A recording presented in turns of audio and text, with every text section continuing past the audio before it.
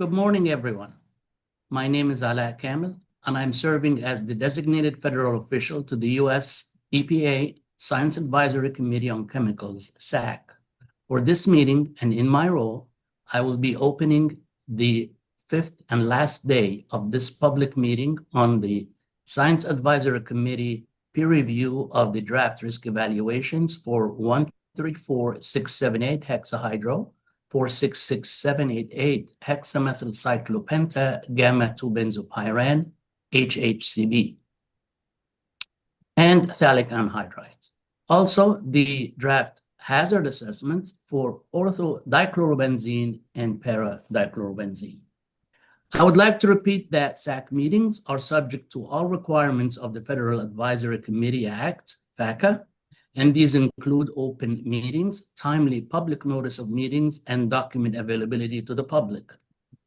All documents are available to the public in the docket at regulations.gov with the docket number listed on the agenda. As a reminder, this meeting is being webcasted, transcribed, and recorded. A live stream of today's meeting is available on YouTube, and you may access the link through the SACC peer review webpage listed in the agenda. I'd like to thank Dr. Cobb and Dr. Robin Ann Gentry for facilitating the sessions in the past days, and also I would like to thank the committee members and ad hoc reviewers for their responses to these charged questions. And now I will hand it over to Dr. George Cobb to start today's discussions. Dr. Cobb. Thank you, Dr. Kamil, and thank you to everyone who is attending our Friday session of the Science Advisory Committee for Chemicals. Before we get started, I think it's good to go ahead and get the roll taken. So we'll do that now. Dr. Apti? I'm here. Dr. Fong? I'm present, thank you. Dr. Baker? I'm here. Dr. Chason? I'm here. Dr. Fox? Good morning, here. Dr. Gentry? Good morning, I'm here. Dr. Graham? Good morning, I'm here. Ms. Jenkins? I'm here. Good morning. Dr. Lee? Good morning, I'm here. Dr. Merced Nieves? Good morning, I'm here. Dr. Ottinger? Hi there, I'm here. Dr. Prisbella?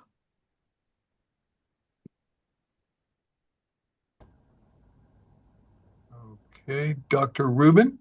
I'm here. Good morning. Dr. Samuel? Dr. Samuel had a doctor's appointment early. Maybe she's not here. Mr. Wright? I'm here. Good morning. Dr. Gadia? Good morning. I'm here. Dr. Islas Robles? Good morning, I'm here. Dr. Carmos? Good morning, I'm here. We can barely hear you, so just be sure to speak up okay. when. Yes, Yeah, thank you. Just when the time is right. Dr. LaRocca? Good morning, I'm here. Dr. Lovato? Good morning, I'm here.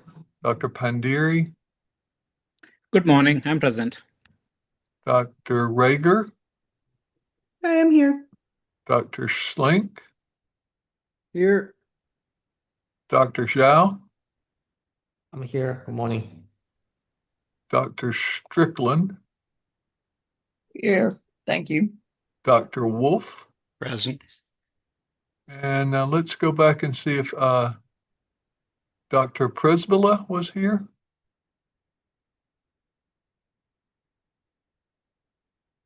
I'm not sure. Did I hear Dr. Rubin? I think I did. Yes. Okay. All right. Well, we have quorum, and so we can proceed. As we get started, I would first of all like to truly thank EPA for the presentations that they've made, but also for answering our questions. Sometimes it's hard to get the answers that we need, and it's hard for EPA to pull the answers together. And so I truly and sincerely appreciate the efforts to get all of our questions answered and for the dialogue that we've been having over the last week. I do want to turn it to the committee to see if there are any comments from previous topics that may have been missed or clarifying questions that we may have. I have Dr. Ottinger. Good morning. Dr. Chazon had mentioned putting together a document that is a higher level and looking at some of the issues that are kind of go over all the charge questions here, but also ones that we've seen in previous reviews. And I wanted to mention a couple of other areas that we may consider, just small paragraphs in that document, just to capture some of the things that are continuing challenges to primarily the EPA, and see if there's ways that we can think about helping to put more generalizable but consistent frameworks together, or suggestions together for them to consider in the spirit of making things more straightforward and consistent. And it's really a couple of topics. One topic which we've talked about off and on are ecotoxicology considerations. And just from the context that we all recognize that, you know, humans, the environment, the ecotox, the wildlife, everything's all interrelated. And so that's always going to be a consistent thread throughout. And so I'd like to, you know, just add a paragraph just to explain that a bit in that particular document. The next thing is, in this particular review, the use of non-animal models has come to the forefront.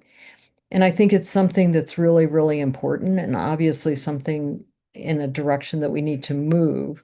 And so more thought about that, and how to go about that, and what kinds of criteria, validations, all sorts of different kinds of aspects. It would be really good to consider that.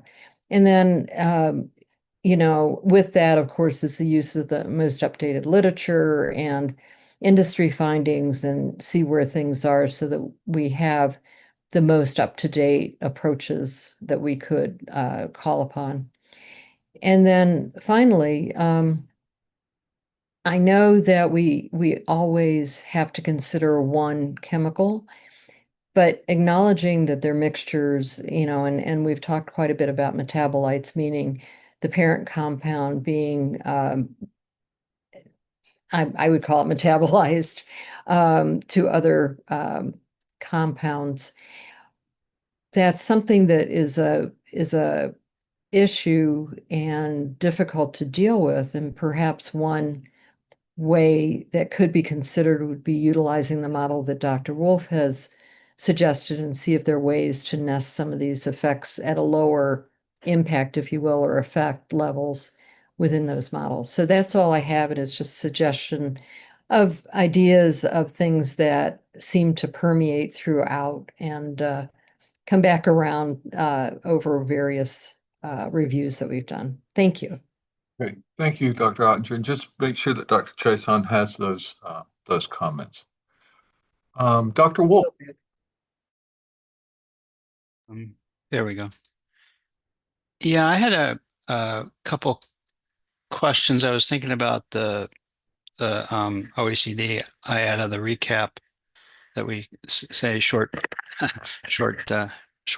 statement for that. The agency has now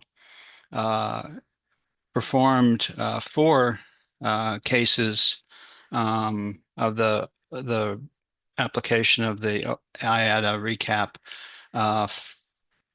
across 2 different SACC meetings, and have received generally positive comments from both SACC committees.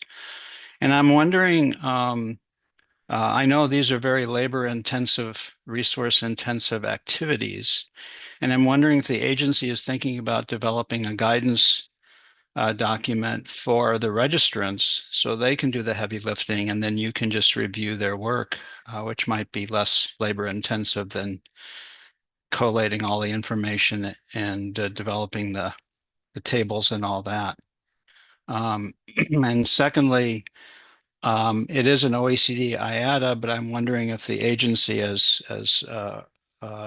the US as participants in the OECD test guideline are discussing moving it from an IATA to a alternative test guideline, again, to help registrants be doing the work, the major work, and then the regulatory agencies just reviewing their work.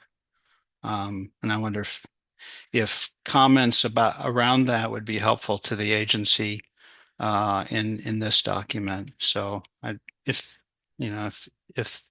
anybody from the agency has any thoughts on that, and it would be helpful if we made any recommendations around that in this SACC report. Thank you, Dr. Wolf. Let's see if the agency has a perspective on that before we go to Dr. Fox's comment.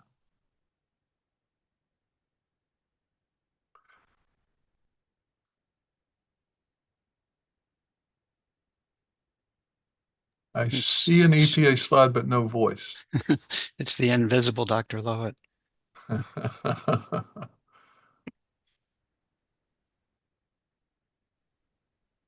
Hi, this is Sean Shiflett with EPA. Please be patient with us. We're working in weird moments right now. We can, you know what? We can come back if you would like. I can continue on and circle back to you folks if that's better. We're in different, we have most of our staff today are on emergency telework due to the, on things that are being prepared at the White House for the weekend activities. And only a small number of us are here in the building. So we're on different IT, of course. So we're still figuring out how we're going to run today. But most of our staff are actually individually on their own computers today. So thank you for that, Dr. Wolf. I think it actually would be helpful if the SACC panel made some recommendations about making the recap a more sustainable, durable approach, whether it's through an EPA guidance, most likely an OCSPP or even OPPT guidance, or recommendations of how the role of the OECD could be in the space. That would actually be quite helpful. All right. Thank you, Dr. Lowett and Dr. Wolf, for getting that onto the record. Dr. Fox. Yes, hello. Mary Fox here, and I wanted to expand a little bit on my note that I wanted to contribute to the charge question 6C discussion that I made yesterday. And having had a little bit of time to dig into things a little bit, I just wanted to add that I think as some of the public commenters also presented, that the agency has dismissed some of the epidemiological literature prematurely, and also that I found a very recent publication, an application of new approach methodologies looking at that includes an analysis of human lung tumor tissue related to paradichlorobenzene and carcinogenic potential that I would like to introduce. And we didn't ask about this sooner, and I apologize, but I would like to have this on the record when the systematic review was done and what updates may have been accomplished since then, because there's usually a gap of years in the literature review and what gets incorporated. So I would like to ask the agency to clarify that. Thank you. Okay, thank you, Dr. Fox. The compilation of that might be beyond the scope of being able to be done today, but hopefully as we're writing, maybe we can get some of this. Other comments from the committee? Okay, if not, Dr. Merced Nieves.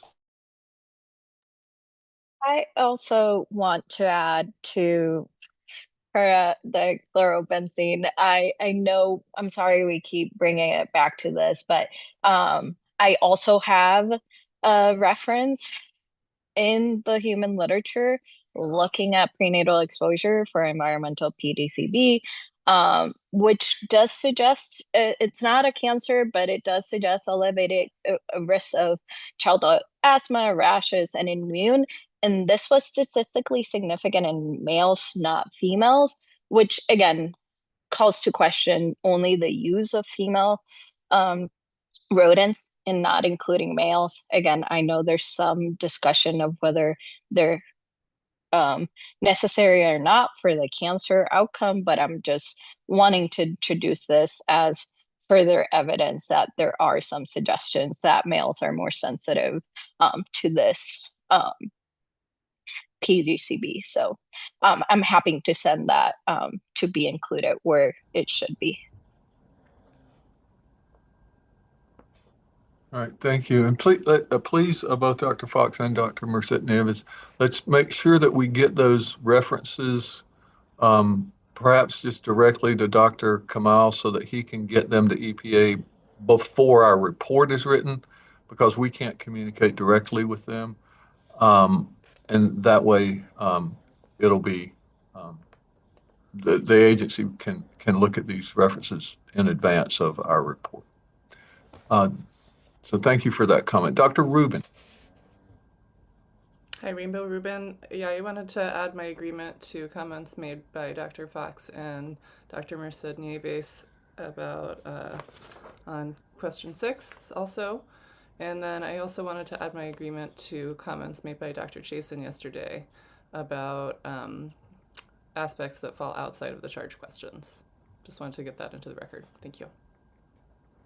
Thank you, Dr. Rubin. And I think we could hear you, so I don't think you need to repeat, but I have a big voice, and so I don't have a problem projecting, but just make sure you're speaking up a little bit when you're talking, because it may just be my computer. I've got bad speakers on this computer. Gotcha. Thank you. Thank you for the comment. Dr. Chasen. Dr. Rubin, I just wanted to be clear, if you wanted to contribute, just for the public record, could you briefly say what areas you might be putting additional information in so that we put it into the docket right now? Yeah, particularly for the dietary assessment. Thank you. Thank you. Okay. I think that is all the comments. Dr. Chasen, your hand is still raised. Is that real or residual? Okay. So let's turn back to the agency now, to EPA, to see if there are any clarifying questions regarding the conversations and the points that we've brought forward today. Lily Barnett, EPA. We do not have any clarifying questions. Thank you. All right. Thank you. Well, now we can move into the charge questions for today, and we are at charge question 19, related to occupational and consumer exposures. Please, EPA, read this into the record. I believe it's Dr. Barnett. Oh, no, it's Dr. Morales. Hey, we can't hear you, Dr. Morales.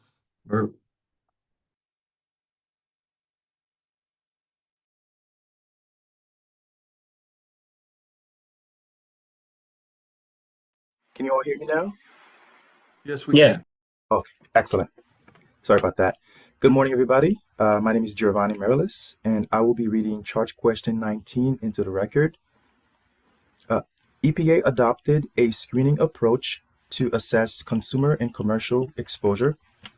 Rather than quantifying every condition of use, the agency evaluated high-end consumer scenarios intended to bound exposures across all consumer and commercial conditions of use.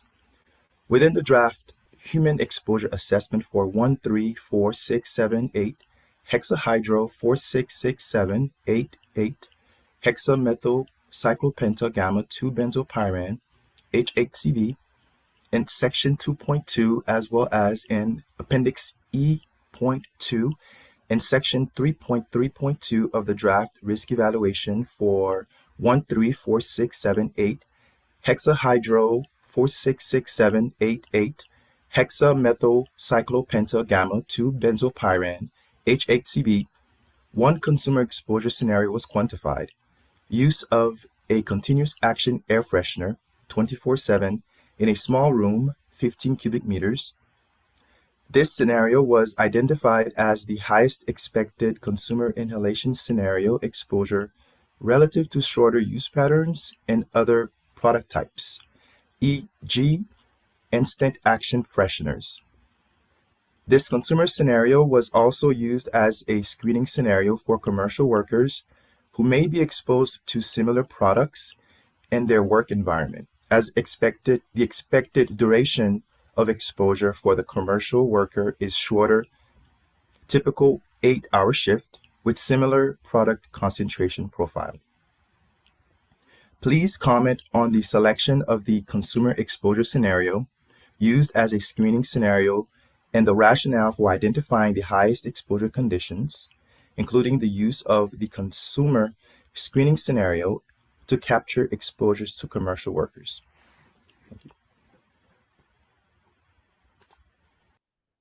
Thank you, Dr. Morillas, for getting that onto the record for us. And now we can turn to our lead discussant, Dr. Chason. Thank you, Dr. Cobb. This is Dr. Christine Chason. The EPA assessment and its approach, along with the focus of review for the SACC, deals with a small fraction of exposure opportunities to most of the U.S. population from use of products containing HHCB. HHCB is very popular fragrance in cleaners, cosmetics, perfumes, room fragrance sprays, mist, etc. The human exposure consequences of the literally ubiquitous presence of products with HHCB are evidenced by the human body load and presence in breast milk for the majority of U.S. women. Products containing HHCB are regulated primarily by EPA and FDA, although virtually all of the direct human application products are regulated by FDA. The down the drain and other environmental consequences are not part of the FDA risk assessment effort and regulatory consideration, however. The committee comments, therefore, apply only to the narrow consideration of the limited exposure scenarios in the EPA review, not to be extrapolated to any other broader application implied by the full range of HHCB containing products. EPA has elected to use a screening approach to consider potential exposure to both consumers and non-industrial commercial business workers.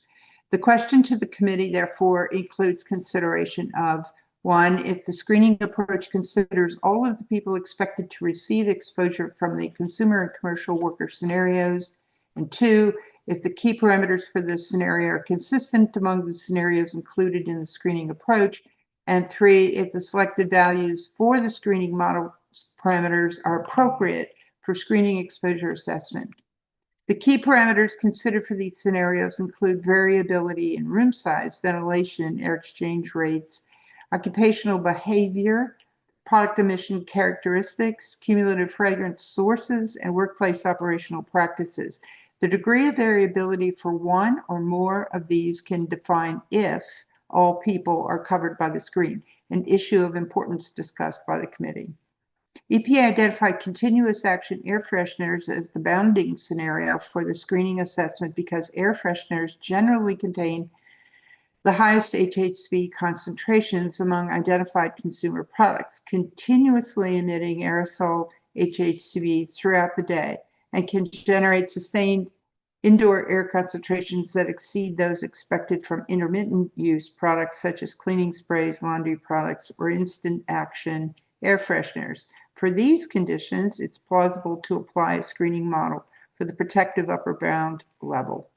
EPA's selection of the continuous action freshener scenario as a screening level consumer exposure scenario is scientifically reasonable and generally appropriate for identifying a potentially high-end inhalation exposure condition for HHCB. The scenario incorporates several exposure driving factors expected to increase inhalation exposure potential, including continuous emission durations and relatively small indoor space and sustained occupancy conditions. The rationale that continuous action air fresheners may produce higher sustained indoor air concentration than intermittent use products such as instant action sprays is scientifically plausible and consistent with a screening level TSCA exposure approach. And model parameters and values chosen to populate the algorithms come from relatively recent and abundant information, including studies by the fragrance industry and international reviews, including the OECD 2010 review led by EPA scientists.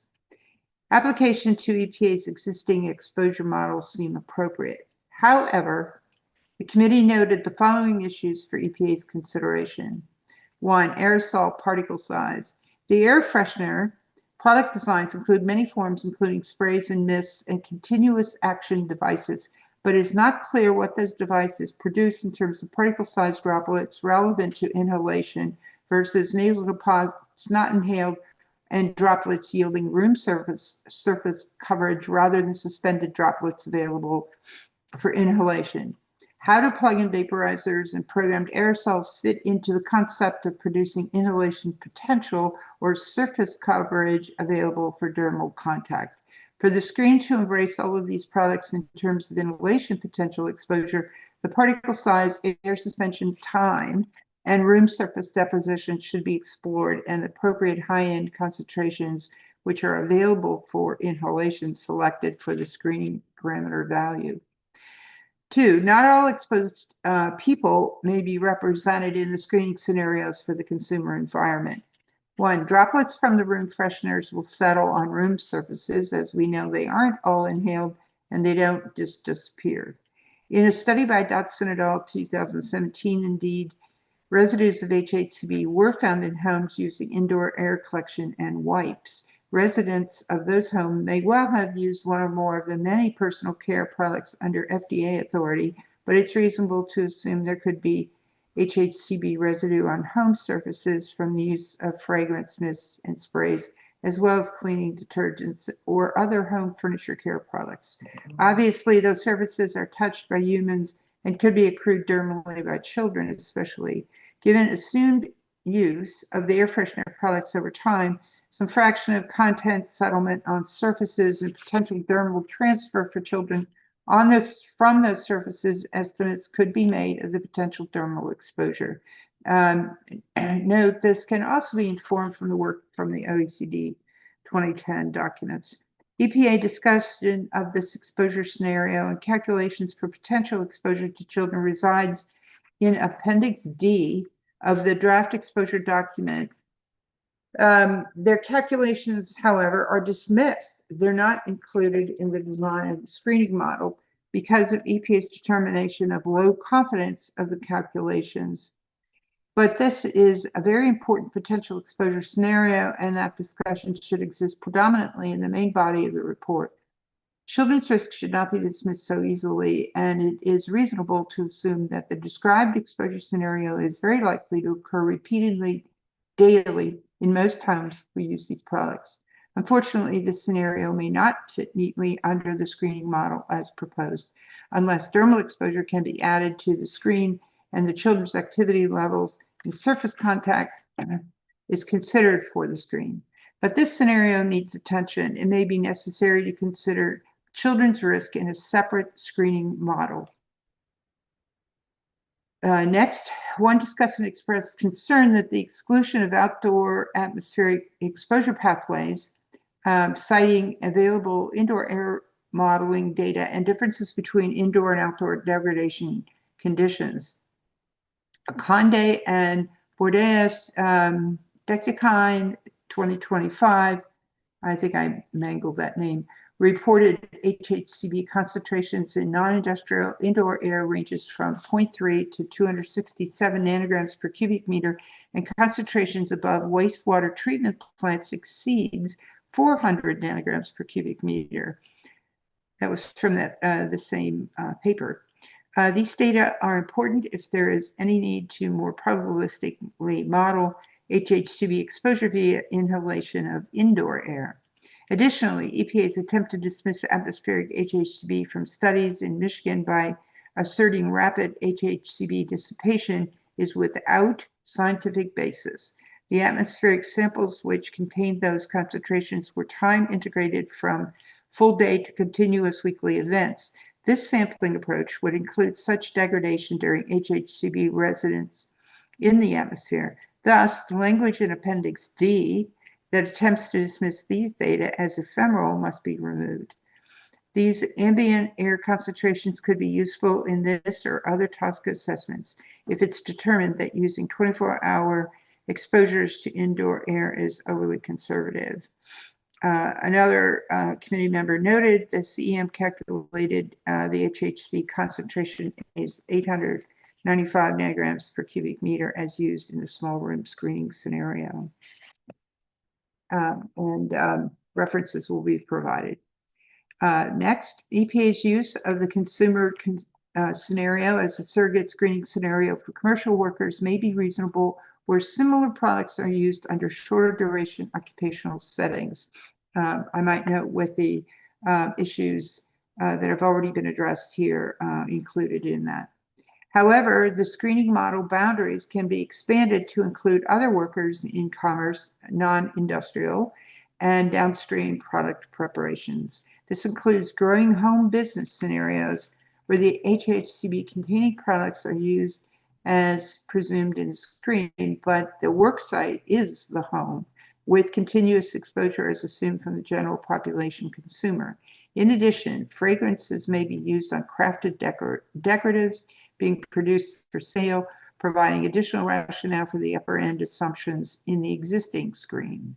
The key is for EPA to include this growing workforce into its workplace parameters. Of course, many workers are, quote, on-site workers with a defined workday period, but the home and work site are the same for a substantial percentage of commercial workers. That changes two important parameters of the screen: the duration and repetition of exposure and the population who is exposed. In this consideration, all who live in that home are experiencing the same exposure as, quote, the worker. EPA should recognize this occupational group and its broad scenario as a standard occupational group defined by different key metrics than worksite occupational exposure scenarios, particularly in terms of time of day and magnitude. Next, the other group of people seemingly absent in the overall screen are workers not characterized in the EPA assessment for industrial workers and may apply here. EPA cites reports that the transport containers are rarely cleaned at the industrial sites considered in the report. They are, quote, removed by third parties. Multiple documents report HHCB residue estimates between 0.5 and 3% of the original container loads or bags in these empty containers. However, there's no attention to the industry handling this disposal. This discussion might be inserted in Charge Question 18, but we weren't sure how this group of people would be considered by EPA. Doesn't matter as long as they're addressed. The OECD report suggests there are conditions for washout into treated and untreated water flow scenarios. The safety oversight for those workers are undefined.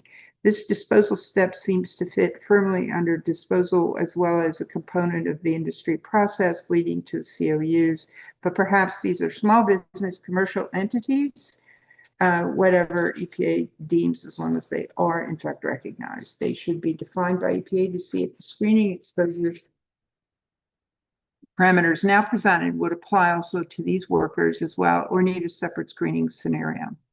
Overall, EPA's approach is scientifically reasonable for a screening level assessment, but the issues discussed above should be addressed. Additional discussion of representativeness and uncertainty would strengthen the transparency and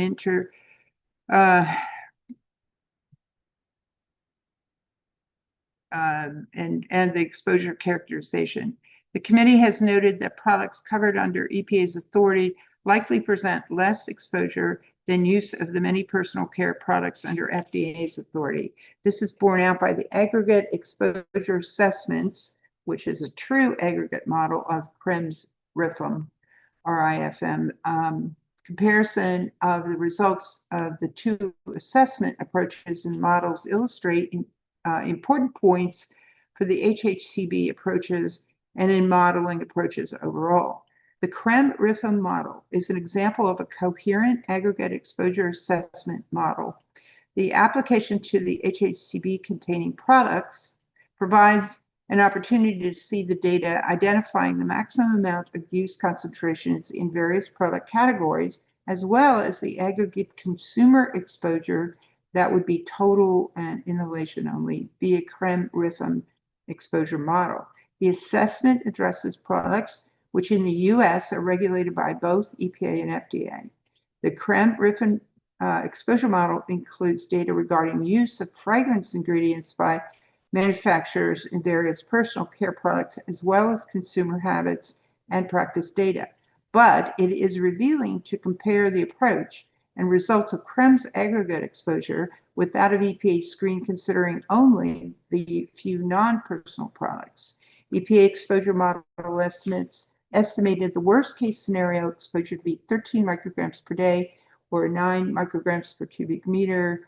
That is 0.9 micrograms per cubic meter times 14.7 meters per day, which is approximately 25-fold lower than the reported inhalation exposure and total exposure reported in the RIFM use survey and the CREM's aggregate assessment. That makes sense. Less exposure is indeed predicted from the screen as expected, even though it's a screen using high-end values for the parameters. In designing the screens for HHCB containing products, including the additional ones recommended by the committee recommends exploration of parameters in the aggregate model and use of publicly available exposure data to apply aspects such as, but not limited to, aerosol particle size, use of plug-in vaporizers, and programmed aerosols, surface-to-hand transfer of HHCB from household surfaces. Additional comments and recommendations, just briefly, the assessment would benefit from additional discussion regarding degrees of confidence that the model consumer scenario reasonably bounds commercial worker exposures under actual workplace conditions. This may be especially true for use of HHCB for intermediary and final product production, which may have more variability and less occupational discipline for reducing exposure to all worker types. Next, in addition, the assessment would benefit from clearer characterization of the degree of conservatism associated with the 24/7 small room scenario and whether the model conditions are intended to represent plausible upper-end real-world exposure or theoretical boundary condition. And finally, we recommend EPA add justification for the assumption of the one-year exposure duration. Thank you very much, Dr. Cobb.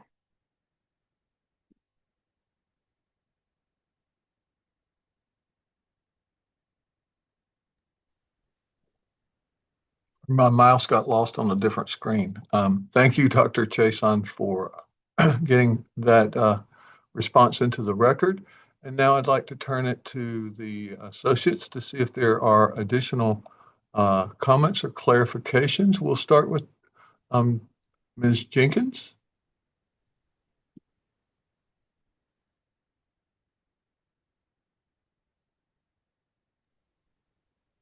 Sorry. I had that problem with the mouse the other day, but now it's just slow. I don't have any additional comments. We went through many rounds of revisions for these comments, and mine have been captured. Thank you. Okay. Thank you. Thank you. And I threw a wrench in the works and sent 2 paragraphs yesterday sometimes too. So let's see, Dr. Baker. Nothing from me. Excellent work, Dr. Chason. All right. Thank you, Dr. Garcia. Thank you, Dr. Chason. This was great. I have a couple of other recommendations along with what we already captured in these comments. The report will really substantiate if EPA clarifies and specifies which product categories are covered under TSCA and what are we looking at in terms of HHCB exposures. The other would be to potentially collaborate with fragrance industry on identifying what is their aggregate exposure or realistic exposure, and then compare it to the worst case scenario, because the industry does have data and they should be able to provide you with that. And the third is, since it is a worst case scenario, it would help in determining the exposures if you use the higher breathing volume, which is 20 cubic meter instead of 14.7, to account for the heavy workers or an individual who has exercised. And that essentially puts you towards the higher upper bound limits. So yeah, those were my recommendations. And of course, there is this overlap of people using multiple products in a day, resulting in excessive exposure. So relying and giving those considerations would also help the report. Thank you. Yes, thank you for those comments. I appreciate them, and they're very good. Dr. Ottinger. I'm not a discussant here. Sorry, my multiple screens, I followed my eyes down the wrong column. It's Dr. Fong. It's Dr. Fong. George. No additional comments. Excellent summary, Dr. Chasen. Thank you.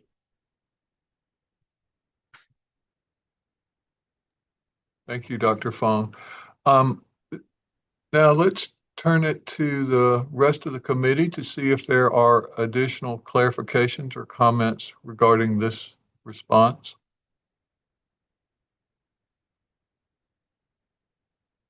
Not seeing what, Dr. Rubin. Rainbow Rubin. Thank you, Dr. Chasen. I wanted to add my agreement that children should not be dismissed, nor should dust exposure. HHCB dust exposures are both known and reasonably foreseen, given the EPA acknowledged aerosol product use is likely a source of HHCB contaminated dust. Children are at particular risk given their proximity to floors and higher rates of dust ingestion. Children, EPA's reasons for excluding dust that is an accidental and lower than mist exposures are not permissible based under TSCA for excluding a known exposure pathway. And I also wanted to add my agreement with the recommendations made by the committee about conducting aggregate exposure assessment. Thanks. Thank you, Dr. Rubin. And I just say I'm sure that the agency is aware, but with all of the evaluation of dust ingestion by infants for lead ingestion, the data for that type of ingestion of dust and soil is robust. There's tons of data out there about that. So getting an estimate should be relatively simple. Even a probabilistic estimate should be relatively simple. So thank you for that comment. Thank you. Other comments from the committee? If not, this is George Cobb. I have one, and it kind of follows up on what Dr. Rubin has said about the aggregate exposures. I know that EPA is resistant to aggregating exposures, especially those for consumer products that may or may not be regulated by a different organization within the federal government. But the TSCA regulation is needs this to be evaluated, all chemicals to be evaluated for aggregate exposure. And then you can decide which of those exposures is causing potential harm. If there's no harm, you're all good. But if there's some indication of risk, you have to figure out where that's coming from. So to get that aggregate exposure done, it really doesn't matter what the condition of use is. It matters until you start figuring out where that exposure is coming from. Dr. Chasen.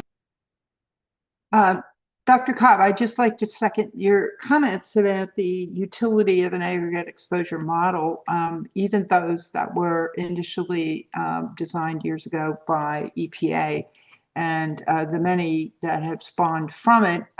If you do a truly aggregate, a truly aggregate assessment with all of the probability statistics playing a key role within them, for a coherent exposure pattern for the people exposed, that's a big if line, you can do exactly what you just suggested. The answers come out, the answers can be structured so that the percent contribution from each source to the overall exposure is visible. And so you can focus on whichever products or sources is of interest to you. So it does not require you to regulate anything. In fact, you can see whether or not the things that you are proposing a regulation for are logical given the other exposure contributions. So I want to second that and really emphasize that that's one of the key utilities for many of the generations of aggregate exposure models that are used internationally. Thank you. Thank you, Dr. Chason. Dr. Ottinger. And just quickly to add my third reinforcement of this discussion, it would be important to be able to caution, if you will, more susceptible populations, perhaps those with allergies or life stage differences in responses, so that people would be aware of particular, sensitivities that they may have, allergies or whatever. So, thank you. Thank you, Dr. Ottinger. Are there other comments from the committee? If not, let's see if EPA has clarifying questions for us. Hi, this is Giovanni Morales from EPA, and we do not have any clarifying questions. Thank you. Thank you, Dr. Morales. All right, now it's time to go to charge question 20, and our co-lead, Dr. Gentry, is going to lead us through the next couple of questions, so I will turn the floor over to her. Thank you very much, Dr. Cobb. And EPA, I will turn it over to you to read charge question 20 into the record. Hi, this is Lily Barnett, EPA. And just briefly, on behalf of all science teams at EPA, we'd like to thank Dr. Cobb for his years of service. I will now read charge question 20. In section 2.4 of the draft Human Health and Environmental Hazard Assessment for 1344678, hexahydro 4,6,6,7,8,8 hexamethyl cyclopenta gamma 2-benzopyran, or HHCB, EPA preliminarily selected a non-cancer POD, a BMDL5 of 30 milligrams per kilogram per day, based on decreased offspring body weight from an OECD 443 extended one-generation reproductive toxicity study, IFF 2021, for assessing non-cancer risks from intermediate and chronic oral and inhalation exposures to HHCB. An HED of 7.09 milligrams per kilogram per day, and an HEC of 38.6 milligrams per meter cubed, or 3.65 parts per million, were derived with a benchmark MOE of 30. Please comment on the strengths and uncertainties in the selected non-cancer POD, including its appropriateness for these routes, oral and inhalation, and durations, intermediate and chronic.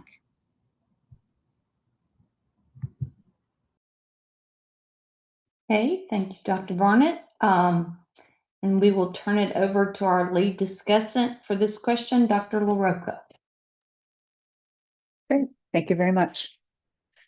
Right, so the US EPA selected a non-cancer point of departure for HHCB based on a benchmark dose lower confidence limit, BNDL, of 30 mg per kg per day, derived from an OECD 443 extended 1-gen reproductive toxicity study. The study represents a high-quality, guideline-compliant data set designed to evaluate sensitive developmental and reproductive endpoints across multiple life stages, including gestation and early postnatal development. The critical effect identified, decreased offspring body weight, is a well-established and protective developmental endpoint capturing susceptibility during early life stages. The use of benchmark dose modeling approach strengthens the derivation by incorporating the full dose response dataset and providing a statistically robust estimate, thereby reducing reliance on dose spacing or study design limitations. Furthermore, because the selected endpoint reflects systemic toxicity rather than portal of entry effects, it is generally considered appropriate for extrapolation across exposure routes, supporting its potential applicability to both oral and inhalation risk assessment. There are uncertainties that have been identified that influence the overall confidence in the POD and its broader application. An uncertainty relates to the extrapolation from oral to inhalation exposure, as EPA assumes a similar absorption between routes but provides no supporting toxicokinetic evidence to justify the assumption. Regulatory guidance has noted that such extrapolation may not be appropriate when the respiratory tract has not been adequately evaluated or when route-specific differences in absorption or metabolism are expected. In addition, the OECD 443 study is most appropriate for intermediate duration exposures, yet EPA applies the POD to chronic exposure scenarios without fully defining exposure duration assumptions or providing sufficient justification for the associated uncertainty factors. This introduces uncertainty as longer-term effects that may emerge only under chronic exposure conditions could be underrepresented. Additional uncertainty arises from the reliance on a single key studied and limited corroborating long-term data, as well as questions regarding the interpretation of the critical endpoint. Specifically, it is unclear how the observed decreases in offspring body weight relate to changes in food consumption, or whether the effects represent transient or persistent adversity, given there is evidence suggesting potential recovery in some offspring cohorts. It may be useful to expand the discussion surrounding the recovery, as most of the data presented in Table 2-7 indicates generally persistent depression of offspring body weights. One discussant brought up an uncertainty that there is evidence that HHCB undergoes metabolism in vivo, yet no information is available regarding the bioactivity of its metabolites. Specifically, there is evidence for the metabolism of the parent HHCB in vivo, but no information is provided regarding the bioactivity of the metabolites. This represents a data gap that could influence the interpretation of systemic toxicity and the relevance of the parent compound as the sole driver of observed effects. Another viewpoint from other discussants is that the in vivo data set covers both parent and the metabolites, given the route was via oral exposure and allowed for first pass metabolism, and therefore bioactivity for individual metabolites is not necessary.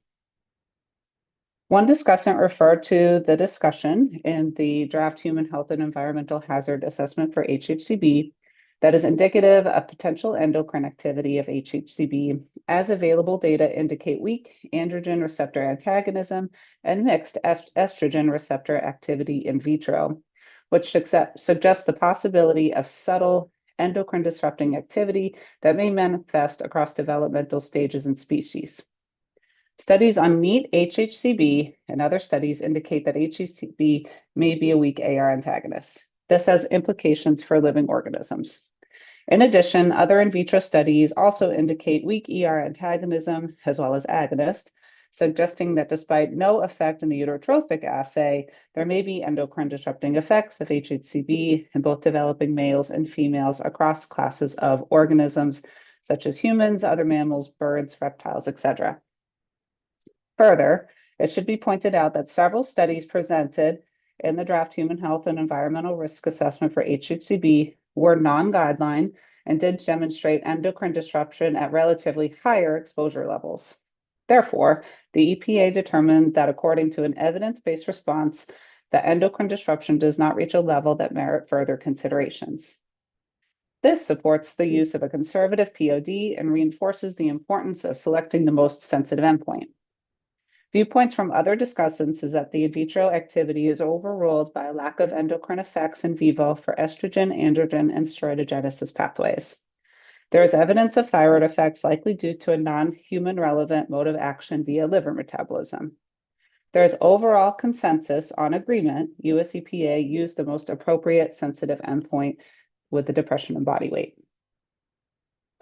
Additionally, inconsistencies in terminologies and product descriptions, such as the use of galaxolide 50 without clearly defining the percentage of HHCB in each instance, introduce ambiguity into the assessment. HHCB is also frequently present in mixtures with other compounds, yet the potential contribution of coformulants or combined effects has not been fully evaluated, creating further uncertainty regarding real-world exposure scenarios. Based on these considerations, several recommendations have been identified. Clarification of terminology is recommended, including consistent definitions of products such as galaxolide 50, ensuring that the percentage of HHCB is explicitly stated in each instance. Furthermore, additional evaluation is recommended to determine whether mixtures containing HHCB represent an area of concern and whether co-exposures to other compounds could contribute to adverse physiologic effects. It is also recommended that difference in the gestation-related NOAEL and LOAEL should be discussed in terms of the likely concentrations experienced by the developing pups.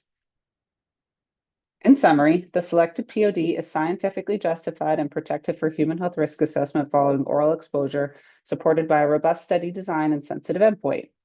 However, its application to inhalation exposure and chronic durations introduces moderate uncertainty due to limitations in toxicokinetic data, unclear extrapolation assumptions, and gaps in understanding metabolite activity and mixture effects.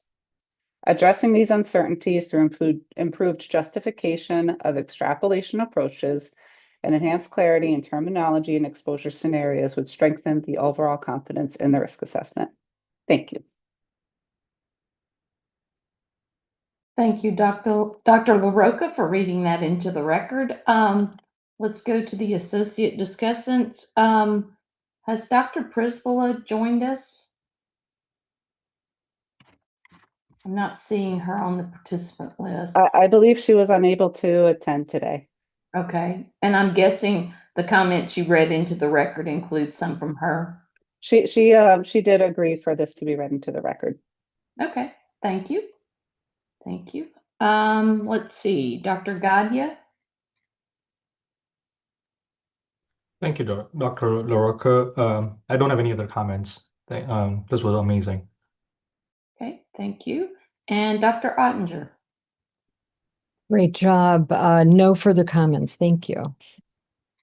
Okay, any other comments from the rest of the committee?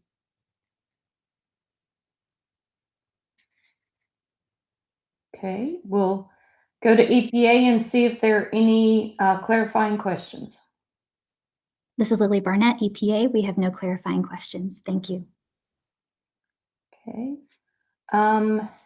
I think before I move on, I think Dr. Cobb, you wanted to say something? I was just going to thank Dr. Barnett for the kind words. That was very nice. I appreciate the sentiment, not to delay the proceedings though. Okay, thank you. Dr. Rubin. Rainbow Rubin, I just wanted to add my agreement with comments made about including consideration of potential endocrine disruption. Thank you. Okay, thank you. Thank you. So I guess with that, we will move on to charge question 21. So EPA, oh, Dr. Rubin, is that residual hand up? Yes, residual, thanks. Okay, thank you. Okay, turn it over to EPA.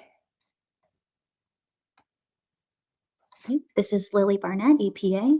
I'll now read charge question 21.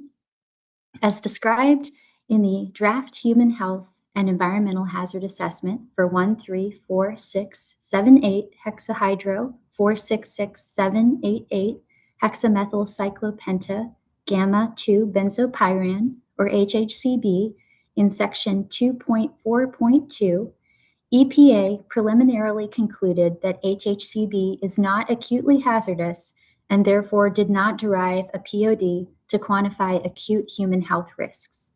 Available acute oral, inhalation, and dermal studies in laboratory animals did not identify adverse clinical findings associated with a single or small number of doses. Additionally, the available developmental toxicity studies did not identify effects that are appropriate for setting an acute oral POD. Please comment on EPA's preliminary conclusion that no appropriate POD can be identified for acute risk estimation. In your response, please describe the strengths, limitations, and key uncertainties of the evidence and EPA's conclusion. Okay, thank you. I'll turn it over to our lead discussant, Dr. Ottinger. Thank you, Dr. Barnett and the EPA and the discussants on this for this charge question. In summary of EPA's conclusions and rationale, I'll start there and then I'll go into more detail. EPA concluded that HHCB is not acutely hazardous via any route of exposure and that no appropriate POD can be identified for acute risk estimation. This conclusion is based on the agency's review of 1, an acute oral LD50 in rats that is greater than 5,000 milligrams per kilogram, 2, acute inhalation at 5.04 milligrams per liter and an acute dermal toxicity study at 2,000 milligrams per kilogram with no mortality or adverse systemic effects. 3, dermal and ocular irritation studies showing no more than transient mild irritation. And 4, developmental toxicity studies in rats via oral gavage. I should also mention for the first and second points that these place the chemical in GHS category 5 were not classified. The data quality evaluation support documents confirm that the pivotal acute dermal toxicity study received an overall quality determination of high, and the 90-day oral subchronic study received a quality rating of medium. The one generation study received a quality determination of high. EPA determined that none of the available acute studies identified adverse clinical findings at doses relevant to human exposures, and the intermediate chronic POD derived from the one generation study of BMDL 5 equals 30 milligrams per kilogram per day for decreased F1 offspring body weight is expected to be protective of any potential acute hazard. Accordingly, EPA did not derive a separate acute POD or conduct acute risk calculations for any conditions of use. In summary, the evidence is sufficient to support EPA's qualitative judgment that HHCB is not acutely hazardous at human relevant exposure levels, and that the intermediate or chronic POD will be protective of acute risk. However, the characterization of uncertainty, sorry, my computer is acting up.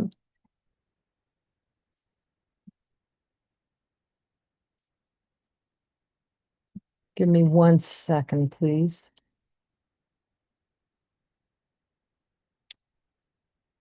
However, the characterization of uncertainty in this conclusion is inadequate, particularly regarding the lack of acute inhalation data, the industry-dominated study database, the endocrine activity at HHCB, and the protection of PESS populations. A more comprehensive and transparent treatment of these uncertainties is needed to ensure that the final risk evaluation meets the best available science standard required by TSCA. Overall, there was consensus among the discussants. Issue identification, the key issue is whether EPA's preliminary conclusion that HHCB is not acutely hazardous is adequately justified. Determining the appropriate POD, requires sufficient data from studies to include various exposure scenarios. In the case of acute exposures, the EPA primarily concluded that there was insufficient evidence from studies to set a non-cancer acute POD, and we are asked to consider this decision. The scientific rationale is as follows. HHCB is widely used in fragrances and air fresheners. Therefore, there are industrial production potential risks for workers, as well as widespread opportunities for human contact and daily use in homes and places of work via dermal, inhaled, and oral routes. EPA's preliminary conclusion that no acute POD can be identified for HHCB is broadly supported by the available evidence and is consistent with prior regulatory determinations, including the one generation study, which identified a BMDL 5 of 30 milligrams per kilogram per day based on decreased offspring body weight after repeated, meaning multi-generational exposure. This further supports the conclusion that an acute exposure at concentrations relevant to consumer and occupational use are unlikely to produce adverse effects. The POD of 30 milligrams per kilogram per day, or an HED equivalent dose of 7.09 milligrams per kilogram per day, was based on intermediate and chronic exposures associated with decreased F1 offspring body weight. The assumption that this POD should be protective of acute exposure is appropriate because that would be expected to have more transient effects. It is unlikely that any adverse effects will result from the single exposure, and thus it's appropriate not to develop an acute POD. It is noted that HHCB could be a skin allergen for some individuals. As such, there's a possibility of an acute toxic effect for some individuals that should be considered. In vitro data indicated HHCB has weak agonist and antagonist effects as endocrine disrupting for estrogen and androgen receptors. However, there is no endocrine disruption noted based on the effects for both in vivo and in vitro studies. These endocrine effects, although weak, could present some potential hazard and risk to non-rodent vertebrates, and that even weak effects may pose toxicological effects. The extended one generation study, as well as other animal studies, showed consistent loss of body weight in the dams and in the treatment groups of the F1 offspring. This suggests long-term physiological effects, both from early developmental exposure as well as from the continued exposure throughout life. These results may be indicative of an effect of the compound on overall health. So the summary of points of strength: there's consistency in the acute hazard findings across multiple routes of exposure. And this shows the absence of acute effects following oral, dermal, and inhalation exposure provides a coherent and internally consistent picture.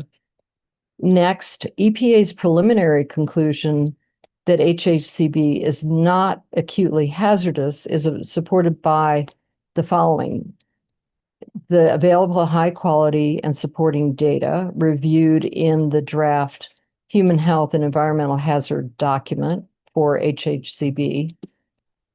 Next, EPA's conclusion is consistent with the consistent proposed classification in the EU document, and HHCB is undergoing a review for harmonized classification and labeling in the EU. But the existing proposal does not include classification for acute toxicity, skin irritation, or skin sensitization, which means that HHCB likely has no hazard for those endpoints. There is a high-quality pivotal study for acute dermal toxicity. The one-generation study evaluated acute dermal toxicity in rats and received a high overall quality determination, meaning the study design, exposure characterization, outcome assessment, and data reporting, and that these were adequate. This is one of the stronger studies informing the acute hazard conclusion. A newly available one-generation study provides sensitive, comprehensive test of repeated dose effects. And again, this received a high overall quality determination. The physicochemical properties support low acute systemic hazard potential. HHCB is a lipophilic compound with low water solubility and low volatility. These properties are consistent with low acute inhalation and dermal systemic absorption potential at concentrations typical of consumer and occupational exposure, again supporting EPA's qualitative conclusion. There is concordance with prior regulatory assessments. This is pertinent to EPA's conclusion that HHCB poses low acute hazard, consistent with prior evaluations of the European Chemicals Bureau, Australian National Industrial Chemicals Notification and Assessment Scheme, and EPA's own 2014 TSCA Work Plan Assessment. The cross-jurisdictional agreement across the multiple independent regulatory bodies strengthens the conclusion. Next, the intermediate chronic POD is likely protective of acute effects. That's been referred to earlier and is pertinent to the POD of 30 milligrams per day that would be protective of acute effects. HHCB is a lipophilic compound with low water solubility and volatility, therefore, again, supporting a low acute systemic hazard potential. There are limitations and uncertainty, and that includes the following. No POD for dermal sensitization may not protect those who are already sensitized to multiple fragrances. EPA dismissed the studies, this is Larson et al. And An et al., with subjects who were sensitive to fragrances because they were low quality, but some subjects were sensitized. Next, there's a limited number of studies and study conditions evaluated for acute toxicity. The acute toxicity database for HHCB in humans is virtually non-existent, and the animal database consists of a small number of studies, meaning specifically three acute studies evaluated in the data quality documents. Many of these studies were conducted by or for the fragrance industry. And this would raise potential concerns about the financial conflicts of interest that EPA should explicitly address. The next point is there's an absence of acute inhalation toxicity studies. The only available acute inhalation study was a limit test in rats where no effect was observed. No acute inhalation toxicity study identifying adverse effects was identified for HHCB.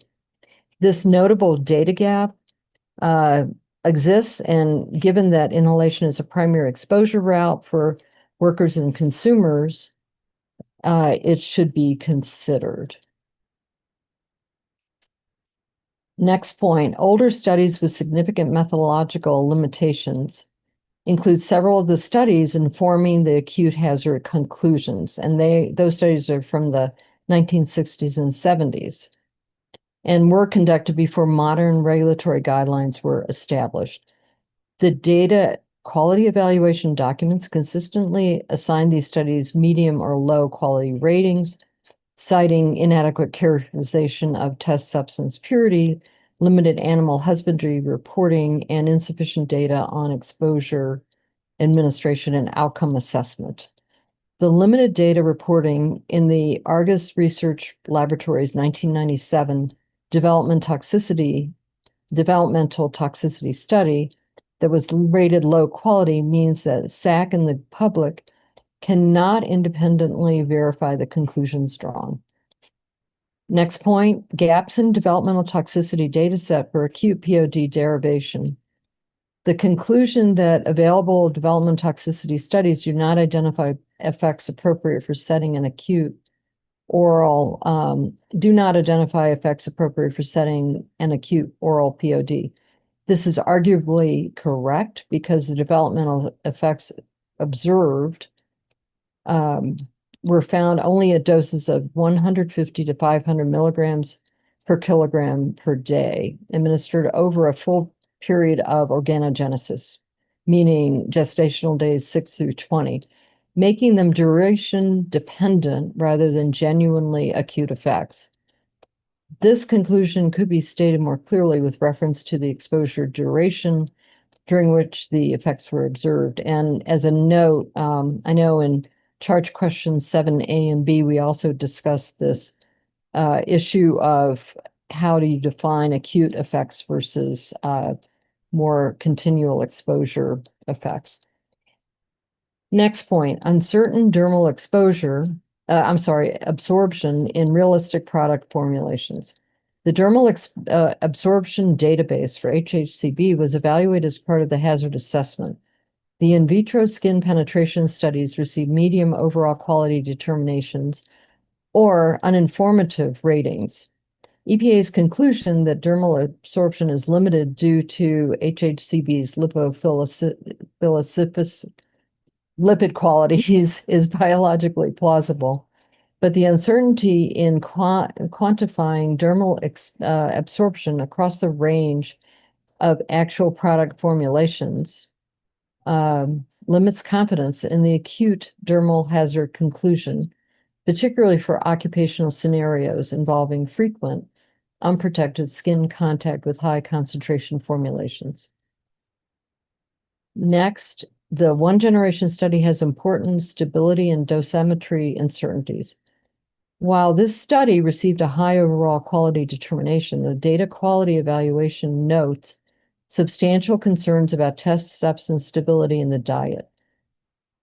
The study reported losses of up to 25.1% of the test compound in the diet formulations stored at room temperatures for 8 days, despite weekly preparation of diets. Doses were intentionally set 25% higher to compensate, but this introduces uncertainty about the actual delivered doses. This uncertainty is relevant not only for the repeated dose POD, but also for interpreting the absence of effects at the lowest dose group. EPA's conclusions, the next point, are made on a limited number of studies, none of which are based on acute inhalation toxicity. This is a limitation due to their wide use as fragrances and air fresheners, making it a primary route of exposure for humans. Lastly, while this is understandable that the available literature is limited, EPA's reliance on studies conducted by International Flavors and Fragrances can be viewed as a conflict of interest and potential source of bias. There are other key uncertainties in EPA's conclusion beyond the specific study limitations described above, and that includes some broader uncertainties not fully addressed in the draft risk evaluation. First point, endocrine disrupting properties and potential sensitivity in pests. The HHCB has been characterized in the scientific literature as having androgenic activity, and the recent peer-reviewed study by Li and Wang in 2023, rated high by the EPA, documented significant adverse effects on the male reproductive system, including altered testosterone, LH-FSH, and GnRH levels, reduced sperm quality, and histopath changes in reproductive organs following IP administration over 30 days in rats. While this is not an acute study, it underscores the potential for HHCB to interact with the endocrine system in ways that could disproportionately affect sensitive populations, including pregnant women, infants, adolescents, and people undergoing hormonal transitions. EPA's acute hazard characterization does not specifically address whether the endocrine-related effects documented in repeat dose studies could have acute manifestations at higher doses, or whether any hormonal disruption could occur at a single high-dose exposure in susceptible individuals. Next point, inadequate characterization of uncertainty about the absence of acute inhalation data. EPA's conclusion that no acute inhalation POD is needed relies on cross-route extrapolation and on HHCB's physical properties. This is reasonable in the absence of inhalation data, but the draft risk evaluation does not fully characterize the uncertainty this absence creates, particularly for occupational scenarios involving high concentration aerosol exposures. The next point, isomer mixture characterization and toxicological implications. HHCB is a mixture of four compounds with differing olfactory and potentially differing toxicological properties. Some acute studies were conducted on the 50% formulation, which includes HHCB combined with diethyl phthalate, and others on the neat compound or different concentrations. The data quality evaluations note this issue for individual studies, but aggregate uncertainty introduced by isomer and formulation variability is not systematically discussed in the context of acute hazard conclusion. Next, the adequacy of chronic or intermediate POD as a surrogate for acute risk. EPA relies on this POD to screen for potential acute risks, asserting that it is protective. This reasoning would benefit from more transparent quantitative support. For example, EPA could calculate the expected acute MOE for the highest occupational or consumer exposure scenario using a rough acute reference, such as the highest no effect dose in any acute animal study divided by an appropriate uncertainty factor to demonstrate that even under highly conservative assumptions, there is no acute risk. The absence of such an acute calculation leaves the claim that chronic POD is protective of acute risk somewhat inferential. Finally, as mentioned before, financial conflicts of interest and potential bias in the toxicology database. A large proportion of the studies informing EPA's hazard conclusions, including the acute hazard conclusion, were conducted by or funded by IFF, the primary manufacturer of HHCB, or by the Research Institute for Fragrance Materials, an industry-supported organization. This creates a potential systematic bias in the direction of lower hazard that EPA should explicitly acknowledge and address. Both the NASEM and the SACC have recommended that EPA account for financial conflicts of interest when evaluating study quality. EPA's data quality evaluation rubric does not appear to include the conflict of interest as an explicit quality metric, and we would encourage the EPA to incorporate this dimension into its systematic review methodology. Recommendations with overall assessment. The EPA cite guidance on the selection of acute PODs and when they are not appropriate to select to support the decision. Include HHCB effects as a possible allergen with potential to trigger toxic effects in some individuals. Consider this possibility in hazard and risk determinations.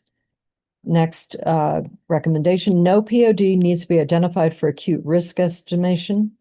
Next, EPA should indicate database deficiencies as a reason for not deriving a POD instead of making a conclusive statement that HHCB has no oral and inhalation acute toxicity. Next recommendation, EPA reconsider the details in the references. Nethercott et al. 1989 and Hannah Casella 1979, Larson et al. 2001 provide the methods used in the study of fragrance-sensitive subjects. See page 33, lines 1055 to 1061. EPA might find protocol details needed to mitigate some of the identified study limitations.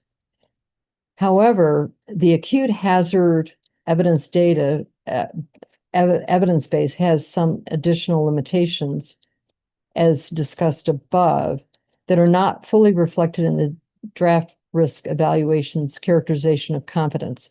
Therefore, we recommend that the EPA explicitly acknowledge and quantify the uncertainty introduced by the absence of an acute inhalation toxicity study, particularly in the context of occupational scenarios involving aerosolized HHCB containing products.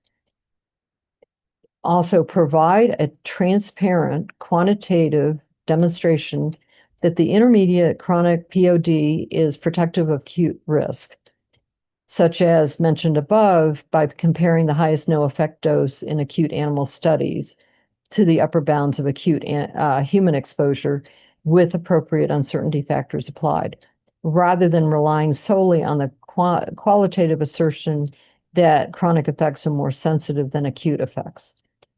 Next, explicitly address the potential for endocrine-mediated effects, including androgenic effects, activity documented in the Li and Wang 2023 study and in vitro studies cited in the literature to produce acute or short-term hormonal perturbations in susceptible individuals, including women of reproductive age, pregnant women, and infants, populations EPA has identified as pests in this research evaluation. Next, discuss the uncertainty arising from financial conflicts of interest in the acute toxicity database.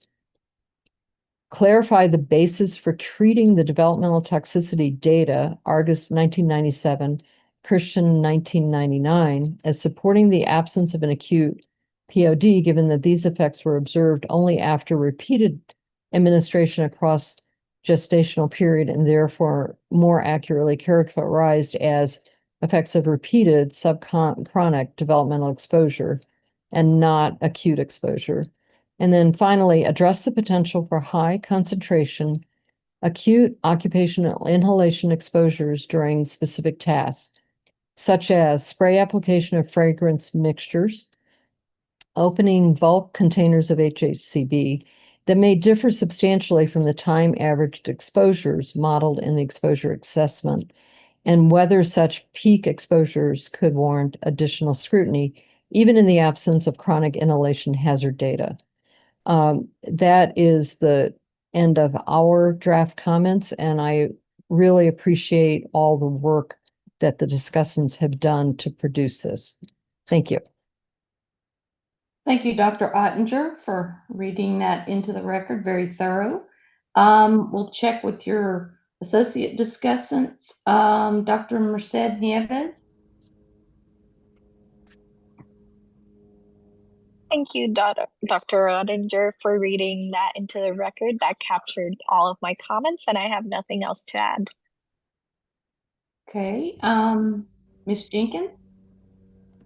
Thank you. No additional comments. Okay,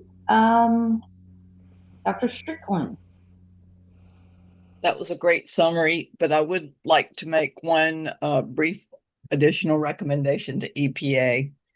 In section 2.3.1.1 of the draft Human Health Hazard and Environmental Hazard Assessment, they discussed the acute inhalation study that was a limit test.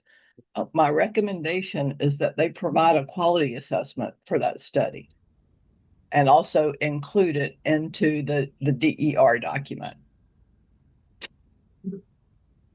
Please add that to our, if you wouldn't mind adding that to our summary on the, or to our compiled version, that would be great. Yes. Okay, Thank I you. will. Thank you. And if I could say, I omitted to mention that we have a number of editing suggestions as well, but I didn't want to read over those. Okay. Thank you. Dr. Rubin. Thank you so much for that excellent summary, Dr. Ottinger. I have nothing to add. Okay. Anybody else from the committee?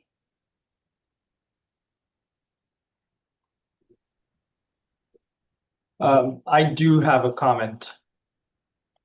Okay, Dr. Geiger. I want to talk about the cross-sensitization that Dr. Ottinger brought up. It's typically difficult to conduct those studies. So mostly the industry relies on using a concept of read across or classifying sensitizers based on class of compounds. And that addresses the issue of cross-sensitization across various fragrances or other chemicals. And the other aspect of the testing in terms of metabolism, the data available on ECHA dossier suggests there are no active metabolites. So if you want to take that into consideration with your review. And lastly, the regulatory agencies require chemical manufacturers to conduct several studies to identify the safety as well as hazards associated with the materials, which is why they're supposedly conducting all these tests. I want to put it out for the record. Thank you. If I could, thank you for that. If I could ask you to send me those comments so I can incorporate them, that would be really helpful. Sure. Thanks. Okay, Dr. Cobb. Thank you, Dr. Gentry and Dr. Ottinger for getting that into the record. I would like to speak to the conundrum that we have in the industry data situation. I agree that we need to be careful with how we use industry-sponsored data.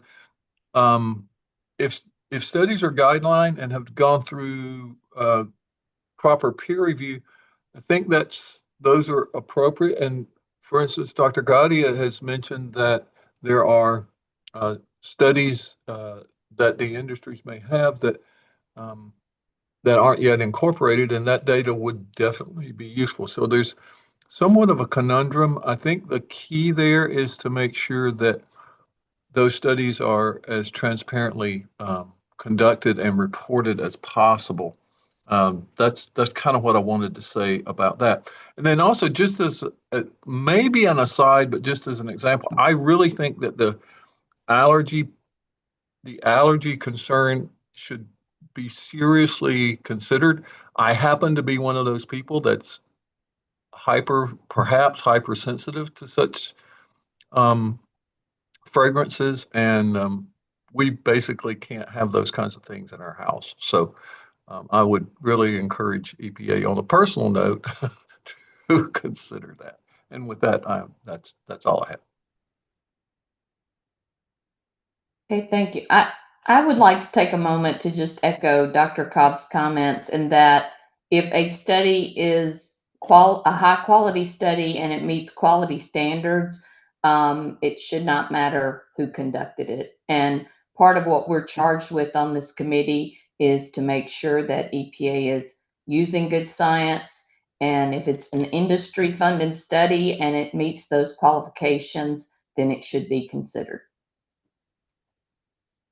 I'm adding a bullet here to reflect that, if that's all right, and then you all will have a chance to review that. Okay. Dr. Merced Nieves? I just wanted to clarify that I think the comment does not come from a place of not considering it. It's more about the explicit statement of a potential conflict of interest as these are being funded by people who have a conflict of interest. But again, and again, I'll speak for myself. I won't say we, I don't think they should be excluded. It's just a recommendation to be explicit by EPA.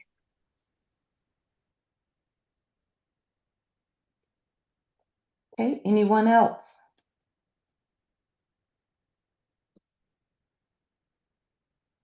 Okay, EPA, do you have any clarifying questions? This is Lily Barnett, EPA. We have no clarifying questions. Thank you, Dr. Gentry. Okay, thank you. I think Dr. Cobb, Dr. Kamal, if it's okay, maybe we take a 10-minute break before we dive into the last couple of questions. That sounds great. Just Sure. briefly. Yeah. Okay. So we'll see you in 10 minutes. All right. Thank you.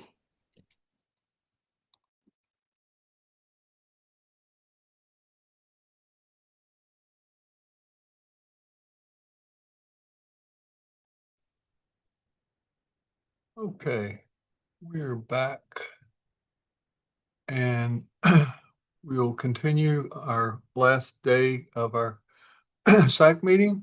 This is George Cobb, Chair of the SACC, and I'd like to open it up to EPA to read in charge question 22A. Dr. Cobb, before Dr. Barnett reads the question, I'd like to ask a clarification question. During the break, it occurred to me that I was a little bit confused by something that Dr. Ottinger said, and then in relation to Dr. Strickland's recommendation. So what I heard from Dr. Strickland was to develop a data, what's called a DER, a data evaluation record for the acute inhalation study, and the inference to that is to bring it more to the forefront because of the importance of inhalation exposure and the basically negativity of that study, and which would bring more characterization to that.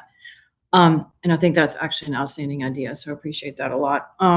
But in conflict with that, I think it was what I thought I heard, and maybe this is where I'm confused, is Dr. Ottinger in the list of recommendations from the panel suggested that an acute inhalation study be conducted, but there is such a study, which is why Dr. Strickland suggested that we maybe bring it more to light and develop that more formal data evaluation record and bring more characterization to it. So what exactly is their recommendation about another study? And what would be the purpose of that, given the current data set that's available, and also recognizing that we're under court order to complete this assessment by the middle of February. I'd like to understand what that recommendation is about, how it relates to Dr. Strickland, and what is the real uncertainty that underlies that suggestion. Dr. Strickland, if you want to clarify, I've got the highlighted that it's in that last set of bullets that was provided by one of the discussants. And so perhaps Dr. Strickland, you want to comment? I had a question as well as to what would be expected from another acute inhalation study. Right. So I was hoping that if we could get a quality determination on that acute study that would existed, that maybe we could put more confidence in it. Okay.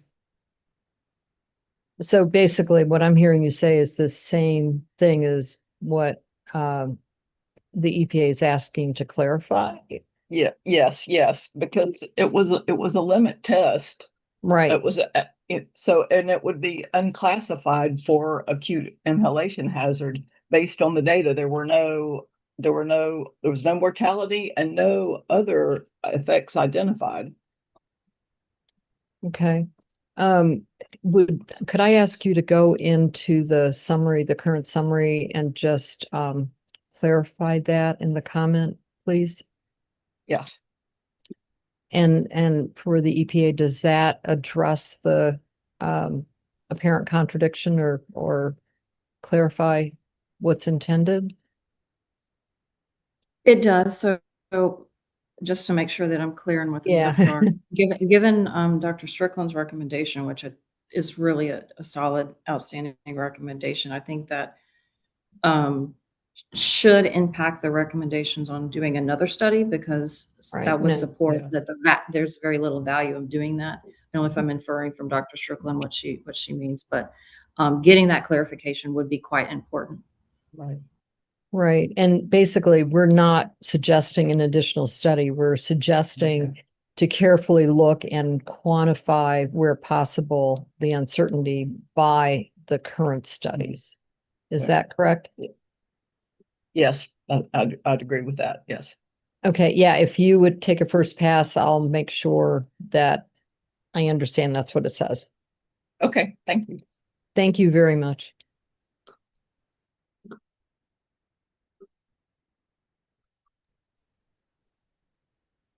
Okay, so it's good to get that clarification out of the way. We'll make sure our report reflects those that discussion. So now we can turn to EPA for the reading of charge question 22A.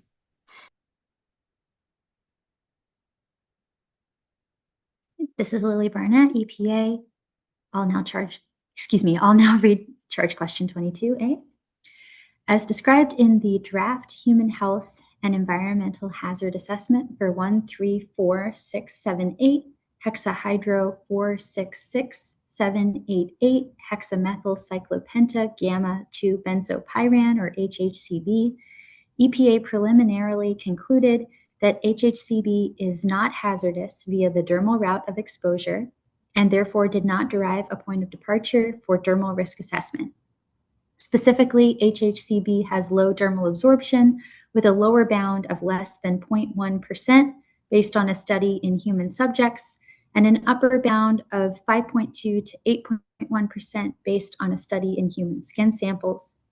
No hazardous effects were observed in acute and subchronic dermal toxicity studies in laboratory animals at doses up to 1,000 milligrams per kilogram acute and 130 milligrams per kilogram per day subchronic.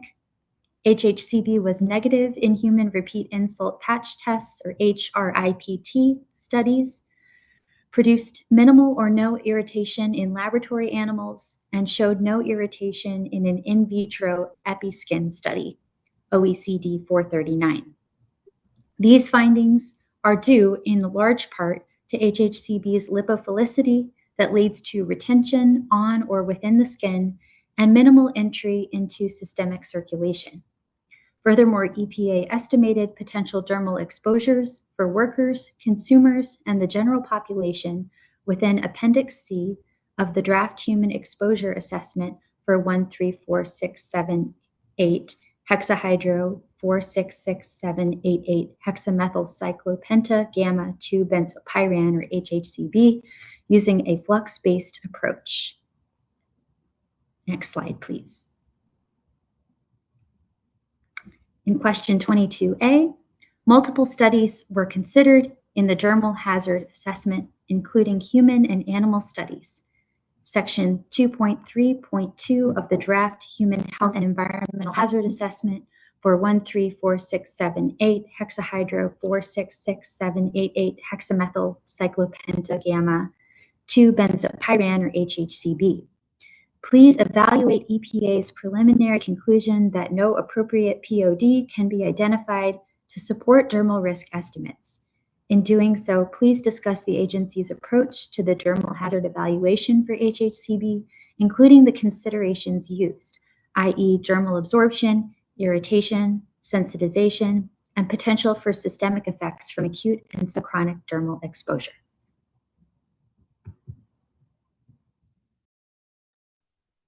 Thank you, Barnett. Dr. Barnett, for getting that question into the record for us. And now we can turn to Dr. Strickland, who is our lead discussant. Thank you.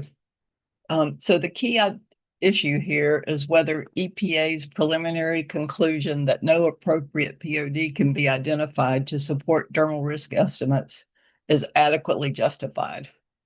Now, for our scientific rationale, we have the approach taken by EPA was to collect acute and subchronic systemic dermal toxicity data and then to evaluate the results. EPA also collected data for local effects, such as irritation and skin sensitization, from both in vivo and in vitro sources of evidence. Test method data were evaluated for adherence to test guidelines and for quality. This approach was logical and appropriate. EPA's conclusion that no POD should be developed is consistent with the available high quality and supporting data reviewed in sections 2.3.2 of the draft human health and environmental hazard assessment for HHCB. The dermal systemic studies observed no adverse effects at the maximum doses tested, and the absence of effects were supported by low dermal absorption of HHCB.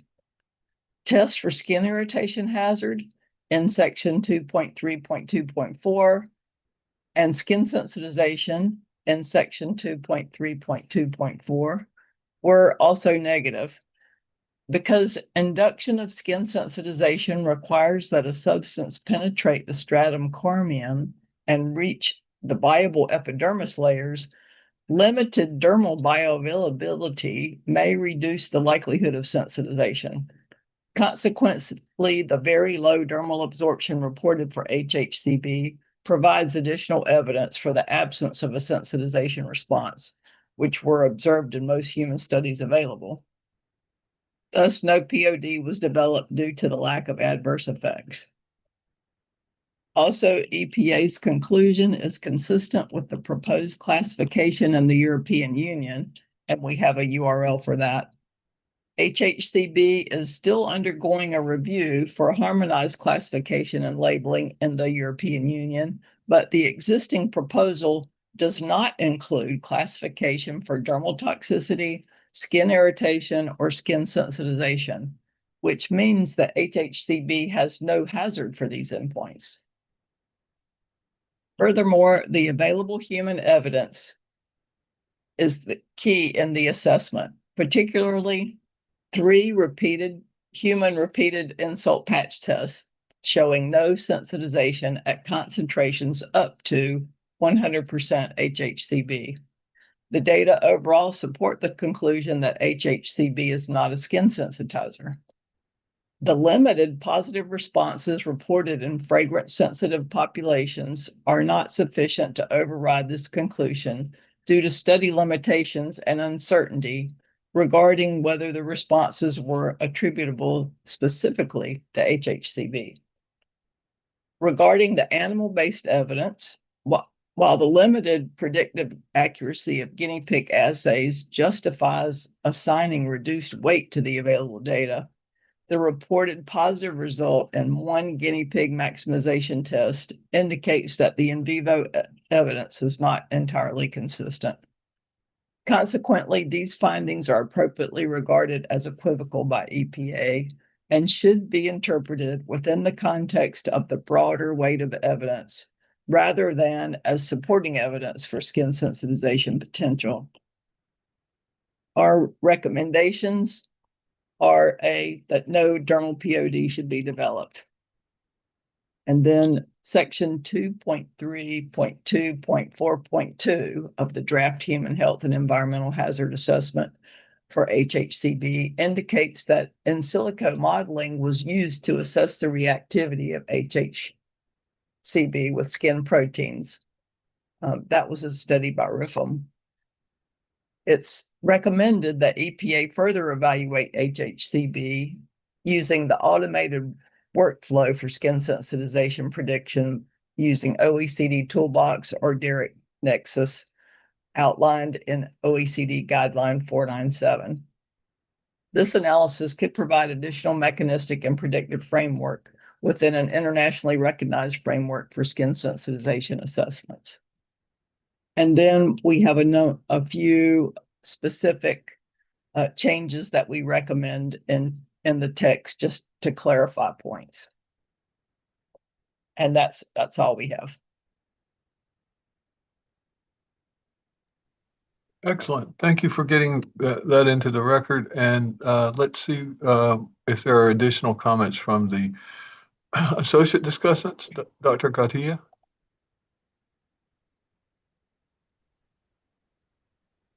No comments. Thank you. Thank you. And Dr. Islas Robles?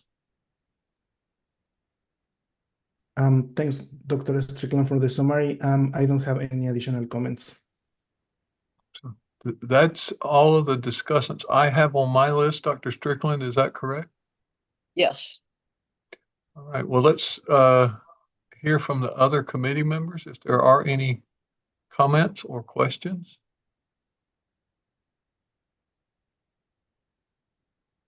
If there are none, I actually have a question, more because I don't understand these studies as well as I should. In the skin sensitization studies, you mentioned a patch study.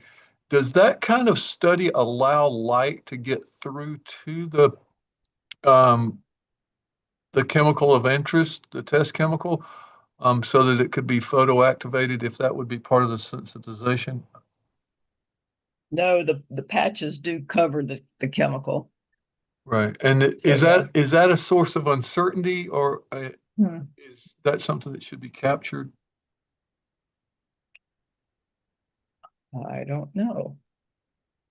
Typically, photosensitization is a different study.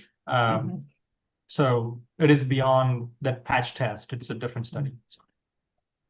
I'm not trying to Yeah. throw a wrench in the works. I'm trying to understand for my own. So, but was that study done? Typically, they would have so they would have done a phototoxicity study using 3T3 cells running in an RU assay. And they would see if they absorb light or not. These are the basic two ways to do that. And if they still see that, then they further investigate into photosensitization. I believe HHCB is not a photosensitizer. And just to add to that, currently there is no validated method to assess photo skin sensitization. So just to complement the response. Excellent. Thank you.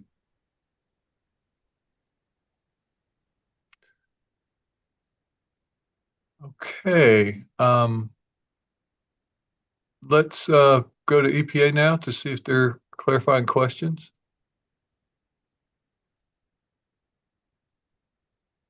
This is Lily Barnett, EPA. We have no clarifying questions. Thank you, Dr. Kopp. Thank you. Well, we can get the final charge question into the record then.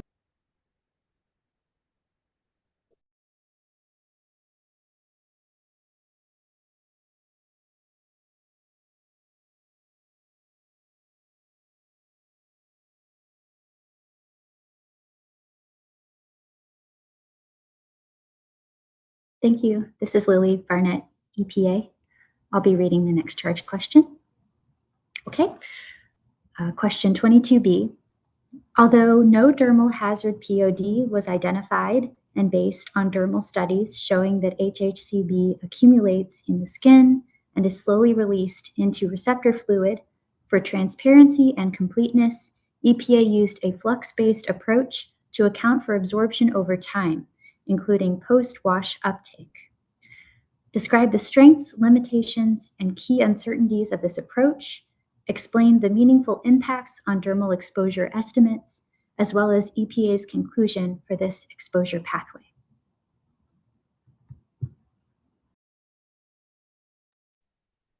Thank you. And now we can go to our lead discussant, Dr. Sam. Or is Dr. Lee going to do this? And so this is Dr. Lee, so I will be doing this. Yeah, Dr. Lee is the lead for this one. I'm just a discussant. Thank you. Okay, so now let me read our response to this charge question into record. Overall, EPA's flux-based approach is sufficiently appropriate and scientifically appropriate and practically useful. Number one, the SACC commend EPA's use of the flux-based approach rather than the fixed percentage absorbed approach. In particular, EPA calculated the dimensionless dermal number, which is N-derm in equation appendix C1, which clearly shows that the experimental system was strongly flux limited and thus supports the decision of using the flux-based approach. In addition, the available dermal absorption data indicate very low movement of HHCB into the receptor fluid, but appreciable retention in the skin and associated tape strips. Therefore, in this situation, the flux-based approach is more informative than relying on the percent recover in the receptor fluid. Number two, the SACC commends EPA's attempt to avoid a physically impossible estimate by capping flux-based uptake at the amount of HHCB available on the skin. This is important because a flux-based model can otherwise overestimate absorption when the skin loading is too small to sustain the assumed flux. However, The SACC believes the specific flux value used by the EPA likely represents only a lower end of the thermal absorption range and is not sufficiently protective. The SACC would like to make a general comment on the assessing the transdermal absorption of hydrophobic chemical, especially highly hydrophobic chemicals. The key argument is that for highly hydrophobic chemicals such as HHCB, the receptor phase may not be an adequate standalone measure of thermal bioavailability over the time scale of the experiment. Such chemicals can partition strongly into and thus retained by biological membranes. For example, the stratum corneum and the viable epidermis in the thermal absorption case here. Therefore, within a finite in vitro experiment, for example, 12 hours or 24 hours, only a small fraction of the applied chemical may appear in the receptor fluid. By contrast, a much larger fraction may be retained within the skin-associated compartments, for example, the stratum corneum and the filter paper. Specifically for HHCB, the EPA's data show that after 24 hours, less than 0.4% of the applied HHCB appeared in the receptor fluid. And if remaining skin tape stripes 2 to 10 and the filter papers are additionally included, then a total of 8.85% of the applied dose was recovered. So the difference between the 8.85% and 0.4%, which is 8.45%, indicate that the majority of HHCB that moved away from the donor did not appear in the receptor fluid during the experimental period. However, this retained fraction should not automatically be treated as biologically unavailable. If a longer time is given, for example, under conditions of repeated exposure, they can still be systemically absorbable. For example, OECD guideline for testing chemicals 2,4-A recommends a 24-hour thermal absorption study period. But the guideline also state that, quote, the tested substance remaining in the skin should be considered as absorbed unless it can be demonstrated that absorption can be determined from the receptor fluid values alone, and the quotes, and that, quote, skin absorption may sometimes be expressed using receptor fluid data alone. However, when the test substance remains in the skin at the end of the study, it may need to be included in the total amount absorbed, end quotes. Although not all the retained mass will necessarily become systemically absorbed, relying on the mass recovered from the receptor fluid alone may substantially underestimate the total absorption. For this reason, for future assessment of transdermal absorption of hydrophobic chemicals, the EPA may wish to move away from the mass recovered from the receptor fluid alone. A complementary metric would be the recovered non-donor mass, defined as the mass recovered from all compartments other than the donor, but not including unrecovered mass that may reflect evaporation, analytical loss, or other non-skin related loss. For hydrophobic chemicals, these metrics capture the mass that have left the recoverable donor site compartments and enter the skin-associated or downstream compartments. EPA's flux calculation seems to rely only the mass appearing in the receptor fluid. For example, EPA used a flux value of 2.2 times 10 to the negative 5 milligram per centimeter square per hour for thermal absorption calculation.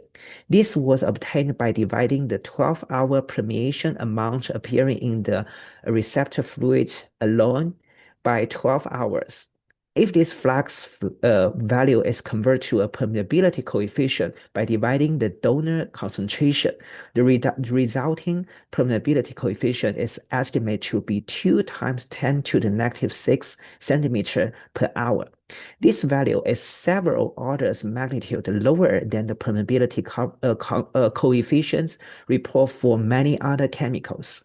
However, if the recovered non-donor mass is used instead, by considering the remaining skin, tape strip 2-10, and the future paper, the EPA would get a flux value of 9.25 × 10⁻⁴ milligram per square centimeter per hour over 24 hours. This value is 46 times higher than that used currently by EPA. Of course, this does not mean that all the skin retained HHCB should be treated as the immediately systemic absorption. Tape strip material, especially the first strip, may include the residue surface material or stratum corneum associated chemical that should be later be removed by washing, abrasion, or transfer to clothing. However, this also should be dismissed as a biologically irrelevant. For membrane retained compound, receptor fluid recovery is the best interpreted as the lower bound estimate of the transdermal permeation during the study period, but the recovered non-donor mass provides a more conservative estimate of a chemical that has left the donor and entered the skin-associated or downstream compartments. In fact, there are several other flux calculators available, so EPA should consider those. 3. The OECD TG24A defines a compartmentalized approach where in the unabsorbed dose is represented by the dose that is washed off or volatilized. And the absorbed dose is represented by the test substance recovered in the receptor fluid, and the absorbable dose, which is represents the skin after washing.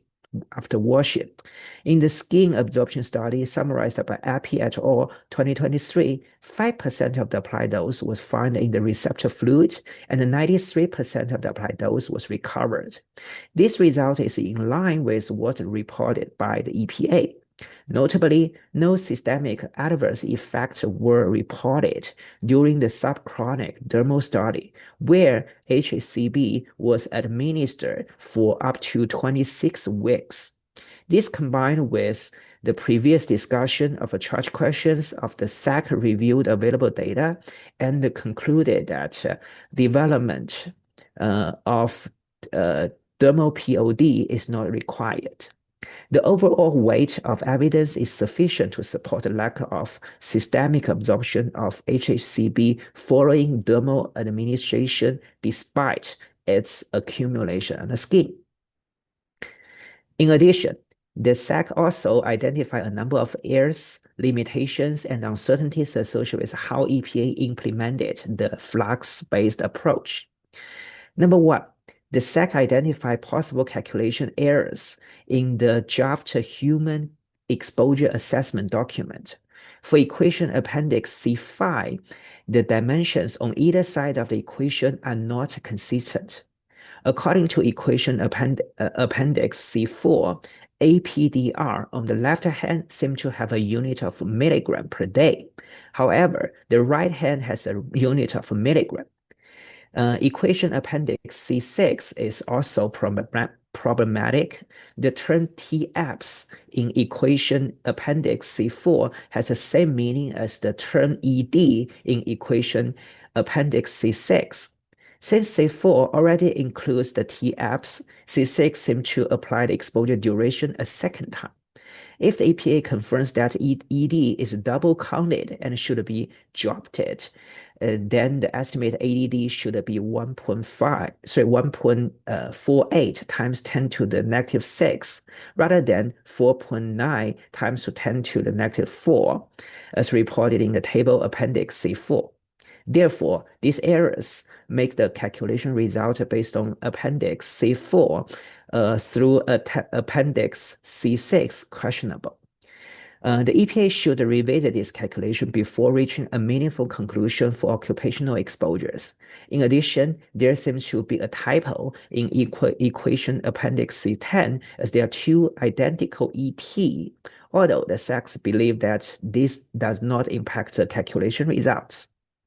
Number two, the EPA used the same approach for both liquid and solid products and assumed that flux derived from the liquid-based thermal absorption data can be applied to the solid products as well. However, for solid or articles, the rate limiting step may be released from the matrix rather than the transport through the skin. As such, this assumption constitutes one of the key uncertainties. Nevertheless, the SACC believes that identified errors, limitations, and uncertainties do not necessarily change the central risk assessment conclusion, mainly because EPA did not identify a thermal hazard POD for HHCB. The available hazard evidence indicates low thermal absorption, no acute or subchronic thermal toxicity at test doses, minimal irritation, and negative HRIPT findings.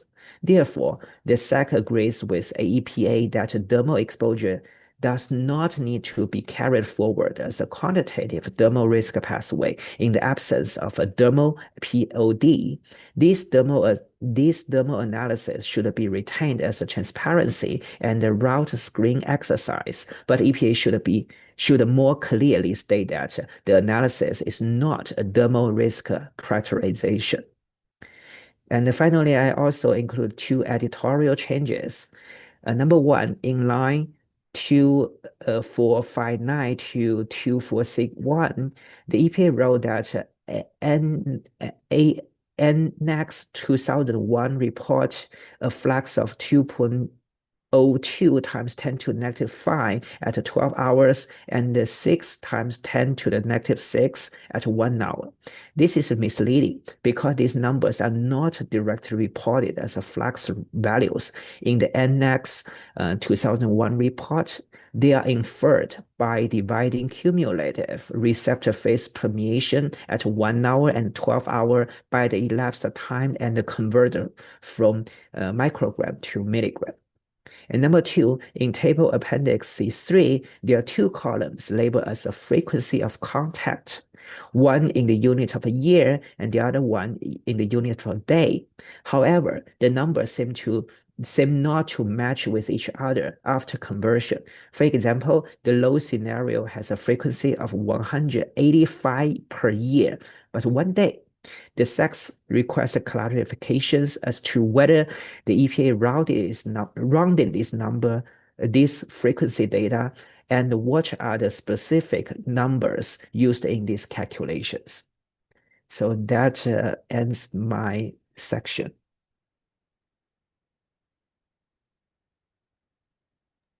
Thank you for that thorough report, Dr. Lee, and I really appreciate that. Let's see what your associate discussants have to say. Dr. Gadia?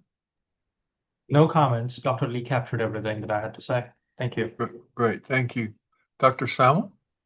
Yes, excellent job, Dr. Lee. And I also want to thank you again for your detailed review of the underlying data. That was most appreciated. I don't have any additional comments. Everything from me was captured. Thank you so much. All right, let's see if there are other comments from the committee.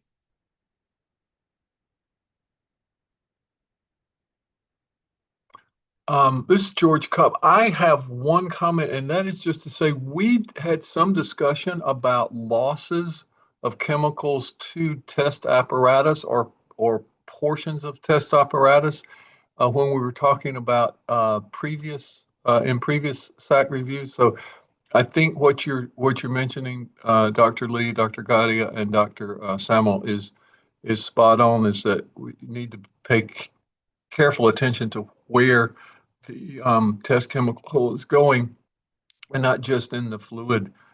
There could be losses to walls and other things, but you captured a lot of that, so I think the point is well taken. let's go to the agency, to EPA, see if there are any clarifying questions for us. This is Lily Barnett, EPA. We have no clarifying questions. Thank you, Dr. Cobb. Well, we have finished nearly, well, before 12:30 Eastern. So as we close, I would like to say this is my last meeting, and I'm honored to have chaired this body for the last 3 years and to have been a part of it for the 3 before that. Both to work with the committee, but also with folks on the agency. I'd like to acknowledge that Dr. Merced Nieves is also rolling off of the committee. Dr. Heiger Bernays stepped down in advance of this committee, but those folks have served these last 3 years with us as well. And then Dr. Fox, Graham, Ms. Jenkins, Dr. Ottinger, Dr. Rubin, and Mr. Wright also have a term ending, but they may be reappointed, so we don't know for sure if they'll be back or not. But I'd like to thank all of them for the 3 years of service with us. And then Dr. Slink was my predecessor on this committee, so always thanks to Dan, and it's a pleasure to work with you. And finally, the EPA staff, Ms. Gibson, Dr. Kamal, Ms. Munir have all been DFOs during my time and some before that. So truly appreciate their work, and the entire OPPT staff. The career folks there are doing yeoman's work. So I truly appreciate that. And also Dr. Gentry is going to be our chair next year. I'm termed off, so I maybe shouldn't say your chair next time. So with that, I will close and turn it back over to, I don't know if that's going to be Dr. Kamal or Ms. Gibson. Well, thank you very much, Dr. Cobb. And in closing for this meeting, I'd like to thank everyone who contributed. First, I would like to thank the Science Advisory Committee's branch in EPA for preparing for this meeting, as well as other branches that participated and other divisions in EPA, particularly the Regulatory Support Branch, the Communication Branch, and the docket staff. I'd like to thank Dr. Cobb and Dr. Gentry for co-leading the meeting and for going through all the agenda items and for following the FACA requirements. As Dr. Cobb mentioned, he has served 6 years on this committee, and his term is ending, and that will be his last meeting as chair. I'd like to thank Dr. Cobb for his exceptional leadership and dedicated service, and for leading the SACC during these years, and serving as the SACC chair from 2023 and as a SACC member from 2021. Dr. Cobb, under your guidance, the SACC achieved incredible milestones, most notably leading complex multi-chemical meetings and navigating tight deadlines to deliver meeting minutes and final reports well ahead of regulatory schedules. Your ability to steer our discussions with clarity and grace has left a lasting impact on all of us. While your term as chair is concluding, your positive influence will remain a foundation for our future work.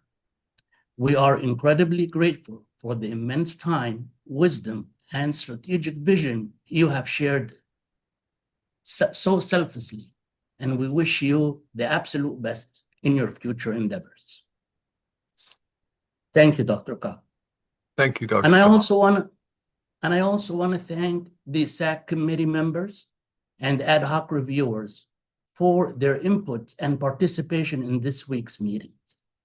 Thank you also are due to OPPT team for preparing and presenting the draft risk evaluation documents and the technical support documents, and also for responding to committee questions.